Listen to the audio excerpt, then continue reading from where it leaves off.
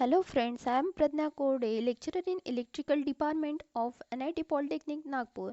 My today's topic is SCR cooling and mounting. First of all, we should know that why we are doing the cooling and mounting of SCR. Let us see. When the current passes through the SCR is greater than the rated value.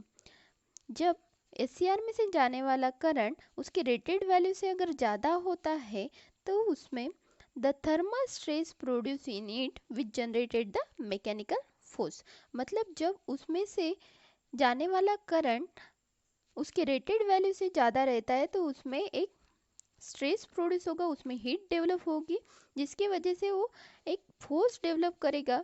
अगर वो force को अगर control नहीं किया गया तो SCR खराब हो जाएगा. The SCR will get damage. The protection of the SCR in such a condition is done by proper cooling and mounting of it. अगर एससीआर को बचाना है ख़राब होने से तो अपने को उसके लिए प्रॉपरली उसको ठंडा करना पड़ेगा, उसमें जो हीट डेवलप हुई है उसको रिमूव करना पड़ेगा.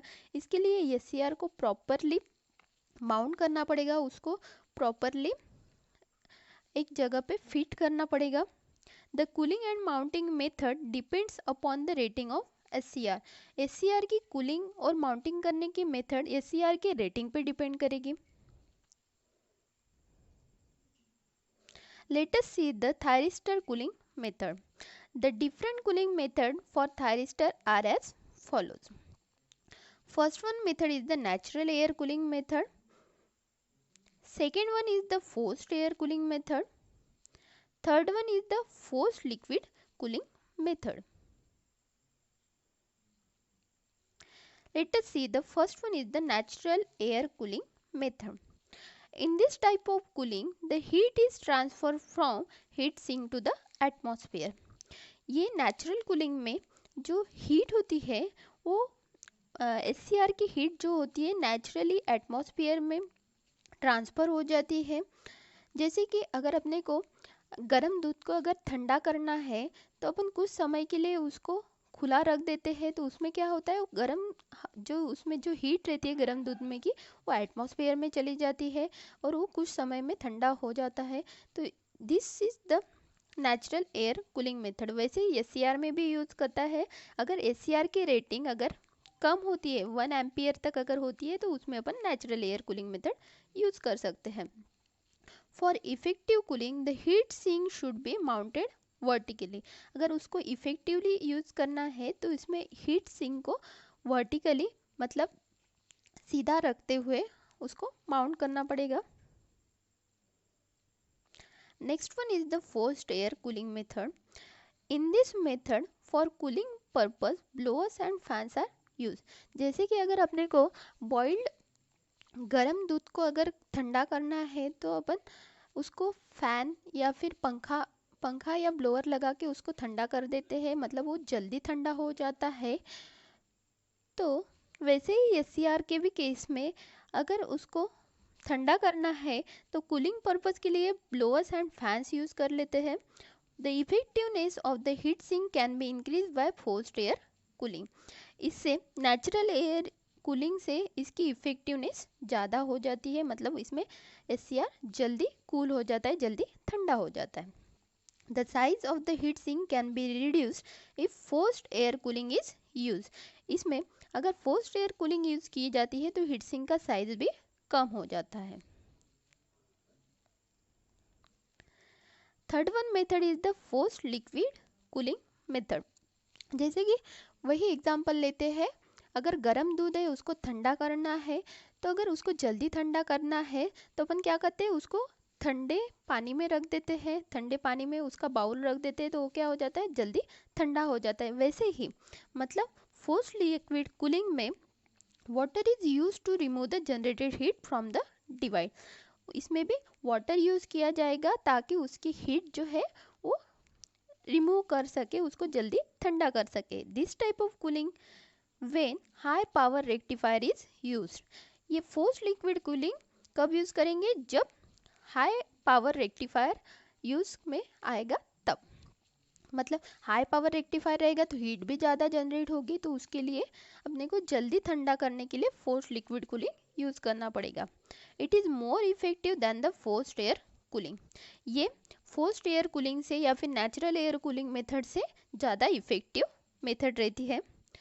Cooling liquid when are generally used are water और ऑयल.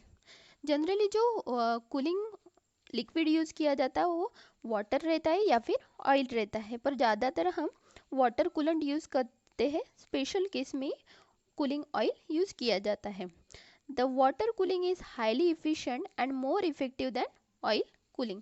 जो वाटर से मतलब पानी से ठंडा करने वाली जो मेथड रहती है, जो पानी से ठंडा करने वाली मेथड रहती है वो मोर इफेक्टिव रहती है, मोर मतलब ज़्यादा अच्छी रहती है दैन द ऑयल कूलिंग. मतलब तेल से अगर उसको ठंडा करते हैं वो उतनी बेटर नहीं रहती है than the water cooling.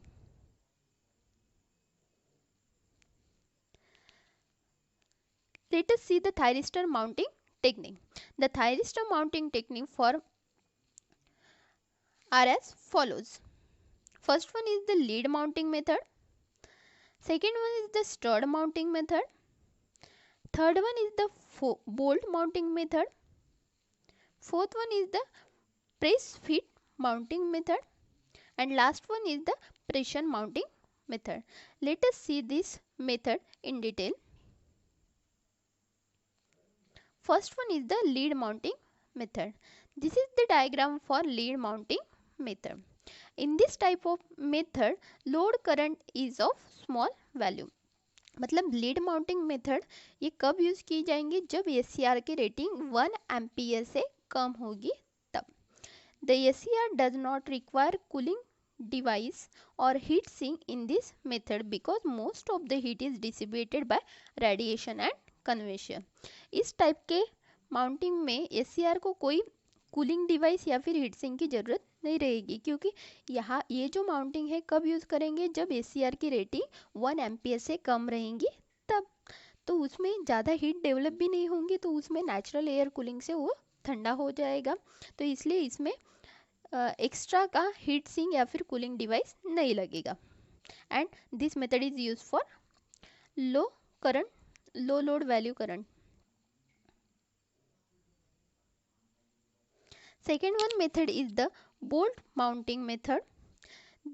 There is a one hole is provided in the SCR. जैसे कि अपने को पता है SCR के ऊपर में एक होल दिया रहता है, उसको माउंटिंग के लिए यूज़ किया जाता है. The heat sink and the SCR are joined by the bolt. जो हीट सिंक और SCR को उस होल से बोल्ट लगा के उसको जॉइन किया जाता है हीट सिंक के साथ. SCR को हीट सिंक के साथ बोल्ट लगा के जॉइन किया जाता है. The mica and fibre insulation is kept in between the heat sink and the SCR. Heat sink और SCR के बीच में इंसुलेशन प्रोवाइड करने के लिए माइका या फिर फाइबर यूज़ किया जाता है. This type of mounting is use in small and medium rating of SCR. Bolt mounting जो मेथड है वो स्मॉल या फिर मीडियम रेटिंग के SCR के लिए यूज होगी. Third one method is the stud mounting method. It is use the copper and aluminum stud with the machine thread. इसमें कॉपर या फिर एल्यूमिनियम के स्टड यूज किए जाएंगे. The SCR is attached to heat sink by using the threaded stud and nut. SCR को heat sink के साथ connect करने के लिए, अटैच करने के लिए, लगाने के लिए उसको थ्रेडेड स्टड एंड नट का यूज किया जाएगा. The anode is electrically connected to the heat sink. जो एनोड रहेगा वो हीट सिंक के साथ इलेक्ट्रिकली अटैच रहेगा, इलेक्ट्रिकली कनेक्टेड रहेगा. The stud mounting is suitable for small and medium size thyristor. ये जो स्टड माउंटिंग रहेगी वो स्मॉल या मीडियम साइज थायरिस्टर के लिए इस्तेमाल होगी. Fourth one method is press fit mounting method. This is the diagram for press fit mounting method. This type of mounting is obtained by inserting the whole SCR in the metallic block. ये method में SCR को एक metallic block में रखा जाएगा, insert किया जाएगा. It has the advantages of lower thermal drop as compare to the stud mounting. इसमें थर्मल ड्रॉप कम होगा as compare to the stud mounting. This mounting is suitable for large rating of thyristor. जो SCR की rating large रहेगी उस condition में हम press fit mounting use करेंगे. Last one is the pressure mounting method, and this is the diagram for pressure mounting method. This device is clamped under a very large external pressure. इसमें SCR को अगर लगाना है, SCR को अगर mount करना है तो इसको बहुत ज़्यादा प्रेशर के अंडर में उसको माउंट किया जाएगा, लगाया जाएगा. This type of mounting is suitable for very high current rating of thyristor. Pressure mounting को अगर SCR का हाई करंट रेटिंग का अगर SCR है तो उस कंडीशन में प्रेशर माउंटिंग की जाएगी. Thank you for watching this video and keep learning.